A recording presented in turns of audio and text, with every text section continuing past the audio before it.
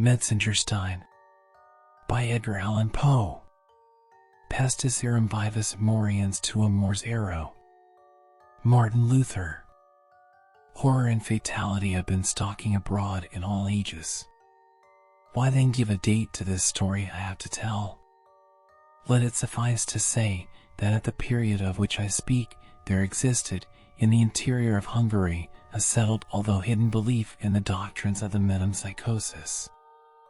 Of the doctrines themselves, that is, of their falsity or of their probability, I say nothing.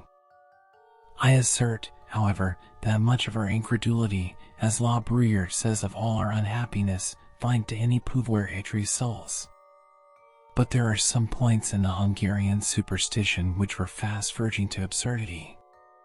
They, the Hungarians, differed very essentially from their Eastern authorities. For example, the soul, said the former, I give the words of an acute and intelligent Parisian, any de mertu un self-wa don un corps sensible, au reste, un cheval, un chien, un homme, ne que la ressemblance peut tangible de ces animaux. The families of Berlifitzing and Metzengerstein had been at variance for centuries. Never before were two houses so illustrious, mutually embittered by hostilities so deadly. Indeed, at the era of this history, it was observed by an old crone of haggard and sinister appearance that fire and water might sooner mingle than a Berlifitzing clasp the hand of a Metzengerstein. The origin of this enmity seems to be found in the words of an ancient prophecy, a lofty name shall have a fearful fall when, as the rider over his horse, the mortality of Metzengerstein shall triumph over the immortality of Berlifitzing. To be sure, the words themselves had little or no meaning. But more trivial causes have given rise, and that no long while ago, to consequences equally eventful. Besides, the estates, which were contiguous, had long exercised a rival influence in the affairs of a busy government. Moreover, near neighbors are seldom friends, and the inhabitants of the castle Berlifitzing might look, from their lofty buttresses, into the very windows of the palace Metzengerstein. Least of all had the more than feudal magnificence, thus discovered, a tendency to allay the irritable feelings of the less ancient and less wealthy Berlifitzings. What wonder then, that the words, however silly, of that prediction, should have succeeded in setting and keeping at variance two families already predisposed to quarrel by every instigation of hereditary jealousy? The prophecy seemed to imply, if it implied anything, a final triumph on the part of the already more powerful house, and was of course remembered with a more bitter animosity by the weaker and less influential. Wilhelm, Count Berlifitzing, although loftily descended, was, at the epoch of this narrative, an infirm and doting old man, remarkable for nothing but an inordinate and inveterate personal antipathy to the family of his rival, and so passionate a love of horses and of hunting that neither bodily infirmity, great age, nor mental incapacity prevented his daily participation in the dangers of the chase. Frederick, Baron Metzengerstein, was, on the other hand, not yet of age. His father, the minister G., died young. His mother, the Lady Mary, followed him quickly after. Frederick was, at that time, in his 15th year. In a city, 15 years are no long period. A child may be still a child in his third lustrum, but in a wilderness, in so magnificent a wilderness as that old principality, 15 years have a far deeper meaning. The beautiful Lady Mary. How could she die, and of consumption? But it is a path I have prayed to follow. I would wish all I love to perish of that gentle disease. How glorious, to depart in the heyday of the young blood, the heart of all passion, the imagination all fire, amid the remembrances of happier days, in the fall of the year, and so be buried up forever in the gorgeous autumnal leaves.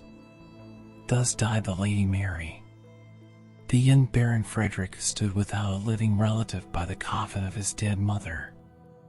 He placed his hand upon her placid forehead. No shudder came over his delicate frame, no sigh from his flinty bosom. Heartless, self-willed and impetuous from his childhood, he had reached the age of which I speak through a career of unfeeling, wanton, and reckless dissipation, and a barrier had long since arisen in the channel of all holy thoughts and gentle recollections.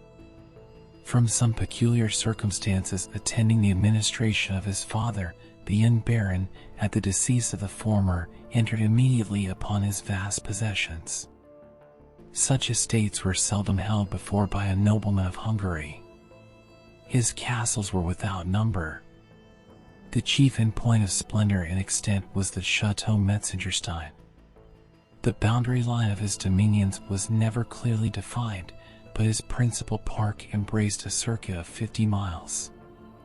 Upon the succession of a proprietor so young, with a character so well known, to a fortune so unparalleled, little speculation was afloat in regard to his probable course of conduct. And, indeed, for the space of 3 days, the behavior of the heir out-Herod and fairly surpassed the expectations of his most enthusiastic admirers. Shameful debaucheries, flagrant treacheries, unheard-of atrocities, gave his trembling vassals quickly to understand that no servile submission on their part, no punctilios of conscience on his own, were thenceforward to prove any security against the remorseless fangs of a petty Caligula. On the night of the 4th day, the stables of the castle Berlifitzing were discovered to be on fire, and the unanimous opinion of the neighborhood added the crime of the incendiary to the already hideous list of the baron's misdemeanors and enormities. But during the tumult occasioned by this occurrence, the young nobleman himself sat apparently buried in meditation in a vast and desolate upper apartment of the family palace of Metzengerstein. The rich, although faded tapestry hangings which swung gloomily upon the walls represented the shadowy and majestic forms of 1,000 illustrious ancestors. Here were German priests and pontifical dignitaries, familiarly seated with the autocrat and the sovereign, put a veto on the wishes of a temporal king, or restrained with the fiat of papal supremacy the rebellious scepter of the archenemy. There, the dark, tall statures of the princes Metzengerstein, their muscular workhorses plunging over the carcasses of fallen foes, startled the steadiest nerves with their vigorous expression, and here, again, the voluptuous and swan-like figures of the dames of days gone by floated away in the mazes of an unreal dance to the strains of imaginary melody. But as the baron listened, or affected to listen, to the gradually increasing uproar in the stables of Berlifitzing, or perhaps pondered upon some more novel, some more decided act of audacity, his eyes became unwittingly riveted to the figure of an enormous and unnaturally colored horse, represented in the tapestry as belonging to a Saracen ancestor of the family of his rival. The horse itself, in the foreground of the design, stood motionless and statue-like, while farther back, its discomfited rider perished by the dagger of a Metzengerstein. On Frederick's lip arose a fiendish expression as he became aware of the direction which his glance had, without his consciousness, assumed. Yet he did not remove it. On the contrary, he could by no means account for the overwhelming anxiety which appeared falling like a pall upon his senses. It was with difficulty that he reconciled his dreamy and incoherent feelings with the certainty of being awake. The longer he gazed, the more absorbing became the spell, the more impossible did it appear that he could ever withdraw his glance from the fascination of that tapestry. But the tumult, without becoming suddenly more violent, with a compulsory exertion he diverted his attention to the glare of ruddy light thrown full by the flaming stables upon the windows of the apartment. The action, however, was but momentary. His gaze returned mechanically to the wall. To his extreme horror and astonishment, the head of the gigantic steed had, in the meantime, altered its position.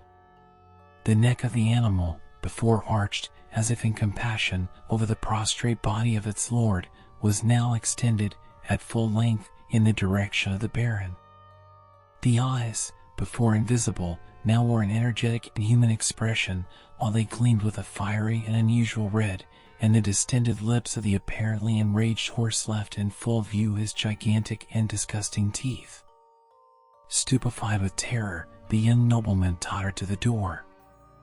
As he threw it open, a flash of red light, streaming far into the chamber, flung his shadow with a clear outline against the quivering tapestry, and he shuddered to perceive that shadow, as he staggered a while upon the threshold, assuming the exact position, and precisely filling up the contour of the relentless and triumphant murderer of the Saracen Berlifitzing. To lighten the depression of his spirits, the Baron hurried into the open air. At the principal gate of the palace he encountered 3 equerries. With much difficulty, and at the imminent peril of their lives, they were restraining the convulsive plunges of a gigantic and fiery-colored horse. "Whose horse? Where did you get him?" demanded the youth in a querulous and husky tone of voice, as he became instantly aware that the mysterious steed in the tapestry chamber was the very counterpart of the furious animal before his eyes. "He is your own property, sire," replied one of the equerries. "At least he is claimed by no other owner. We caught him flying, all smoking and foaming with rage, from the burning stables of the castle Berlifitzing. Supposing him to have belonged to the old count's stud of foreign horses, we led him back as an estray. But the grooms there disclaim any title to the creature, which is strange, since he bears evident marks of having made a narrow escape from the flames. The letters W, V, B are also branded very distinctly on his forehead," interrupted a second equerry. "I suppose them, of course, to be the initials of Wilhelm von Berlifitzing, but all at the castle are positive in denying any knowledge of the horse." "Extremely singular," said the young Baron, with a musing air, and apparently unconscious of the meaning of his words. "He is, as you say, a remarkable horse, a prodigious horse. Although, as you very justly observe, of a suspicious and untractable character. Let him be mine, however," he added, after a pause. "Perhaps a rider like Frederick of Metzengerstein may tame even the devil from the stables of Berlifitzing." "You are mistaken, my lord. The horse, as I think we mentioned, is not from the stables of the Count. If such had been the case, we know our duty better than to bring him into the presence of a noble of your family." "True," observed the Baron, dryly, and at that instant a page of the bedchamber came from the palace with a heightened color and a precipitate step. He whispered into his master's ear an account of the sudden disappearance of a small portion of the tapestry in an apartment which he designated, entering, at the same time, into particulars of a minute and circumstantial character, but from the low tone of voice in which these latter were communicated, nothing escaped to gratify the excited curiosity of the equerries. The young Frederick, during the conference, seemed agitated by a variety of emotions. He soon, however, recovered his composure, and an expression of determined malignancy settled upon his countenance as he gave peremptory orders that a certain chamber should be immediately locked up, and the key placed in his own possession. "Have you heard of the unhappy death of the old hunter Berlifitzing?" said one of his vassals to the Baron, as, after the departure of the page, the huge steed which that nobleman had adopted as his own plunged and curveted, with redoubled fury, down the long avenue which extended from the chateau to the stables of Metzengerstein. "No," said the Baron, turning abruptly toward the speaker. "Dead, say you?" "It is indeed true, my lord, and, to a noble of your name, will be, I imagine, no unwelcome intelligence." A rapid smile shot over the countenance of the listener. "How died he?" "In his rash exertions to rescue a favorite portion of his hunting stud, he has himself perished miserably in the flames." "Indeed, ejaculated the Baron, as if slowly and deliberately impressed with the truth of some exciting idea. "Indeed," repeated the vassal. "Shocking," said the youth, calmly, and turned quietly into the chateau. From this date a marked alteration took place in the outward demeanor of the dissolute young Baron Frederick von Metzengerstein. Indeed, his behavior disappointed every expectation, and proved little in accordance with the views of many a maneuvering mamma, while his habits and manner, still less than formerly, offered anything congenial with those of the neighboring aristocracy. He was never to be seen beyond the limits of his own domain, and, in this wide and social world, was utterly companionless, unless, indeed, that unnatural, impetuous, and fiery-colored horse, which he henceforward continually bestrode, had any mysterious right to the title of his friend. Numerous invitations on the part of the neighborhood for a long time, however, periodically came in. Will the Baron honor our festivals with his presence? Will the Baron join us in a hunting of the boar?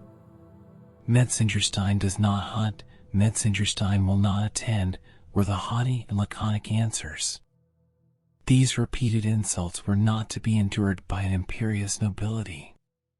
Such invitations became less cordial, less frequent, in time they ceased altogether. The widow of the unfortunate Count Berlifitzing was even heard to express a hope that the Baron might be at home when he did not wish to be at home, since he disdained the company of his equals, and ride when he did not wish to ride, since he preferred the society of a horse.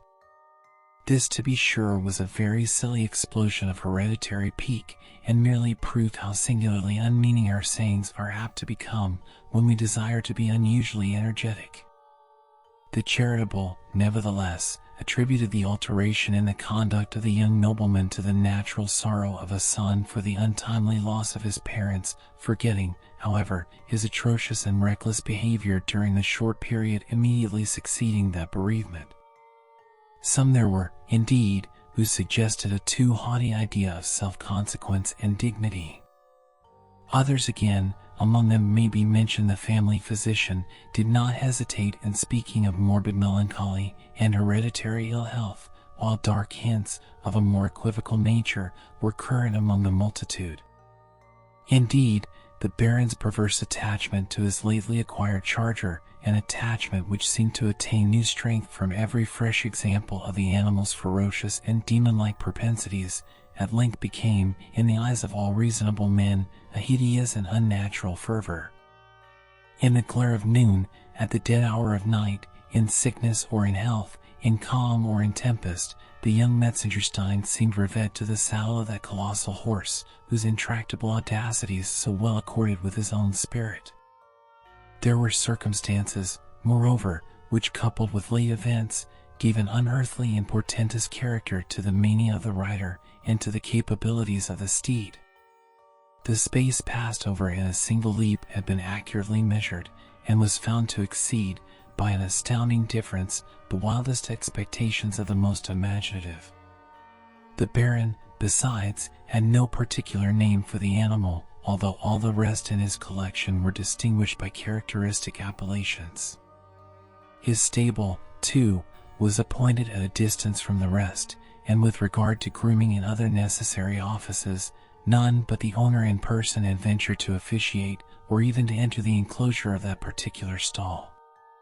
It was also to be observed that although the 3 grooms, who had caught the steed as he fled from the conflagration at Berlifitzing, had succeeded in arresting his course, by means of a chain bridle and noose, yet no one of the 3 could with any certainty affirm that he had, during that dangerous struggle, or at any period thereafter, actually placed his hand upon the body of the beast. Instances of peculiar intelligence in the demeanor of a noble and high-spirited horse are not to be supposed capable of exciting unreasonable attention, especially among men who, daily trained to the labors of the chase, might appear well acquainted with the sagacity of a horse, but there were certain circumstances which intruded themselves perforce upon the most skeptical and phlegmatic, and it is said there were times when the animal caused the gaping crowd who stood around to recoil in horror from the deep and impressive meaning of his terrible stamp, times when the young Metzengerstein turned pale and shrunk away from the rapid and searching expression of his earnest and human-looking eye. Among all the retinue of the Baron, however, none were found to doubt the ardor of that extraordinary affection which existed on the part of the young nobleman for the fiery qualities of his horse, at least, none but an insignificant and misshapen little page, whose deformities were in everybody's way, and whose opinions were of the least possible importance. He, if his ideas are worth mentioning at all, had the effrontery to assert that his master never vaulted into the saddle without an unaccountable and almost imperceptible shudder, and that, upon his return from every long-continued and habitual ride, an expression of triumphant malignity distorted every muscle in his countenance. One tempestuous night, Metzengerstein, awaking from a heavy slumber, descended like a maniac from his chamber, and, mounting in hot haste, bounded away into the mazes of the forest. An occurrence so common attracted no particular attention, but his return was looked for with intense anxiety on the part of his domestics, when, after some hours' absence, the stupendous and magnificent battlements of the Chateau Metzengerstein were discovered crackling and rocking to their very foundation under the influence of a dense and livid mass of ungovernable fire. As the flames, when first seen, had already made so terrible a progress that all efforts to save any portion of the building were evidently futile, the astonished neighborhood stood idly around in silent and pathetic wonder. But a new and fearful object soon riveted the attention of the multitude, and proved how much more intense is the excitement wrought in the feelings of a crowd by the contemplation of human agony than that brought about by the most appalling spectacles of inanimate matter. Up the long avenue of aged oaks which led from the forest to the main entrance of the Chateau Metzengerstein, a steed, bearing an unbonneted and disordered rider, was seen leaping with an impetuosity which outstripped the very demon of the tempest, and extorted from every stupefied beholder the ejaculation, "Horrible!" The career of the horseman was indisputably, on his own part, uncontrollable. The agony of his countenance, the convulsive struggle of his frame, gave evidence of superhuman exertion, but no sound, save a solitary shriek, escaped from his lacerated lips, which were bitten through and through in the intensity of terror. One instant, and the clattering of hoofs resounded sharply and shrilly above the roaring of the flames and the shrieking of the winds. Another, and, clearing at a single plunge the gateway and the moat, the steed bounded far up the tottering staircases of the palace, and, with its rider, disappeared amid the whirlwind of chaotic fire. The fury of the tempest immediately died away, and a dead calm sullenly succeeded. A white flame still enveloped the building like a shroud, and, streaming far away into the quiet atmosphere, shot forth a glare of preternatural light, while a cloud of smoke settled heavily over the battlements in the distinct colossal figure of a horse. Thank you for watching. Please like and subscribe and press the bell icon to get new video updates.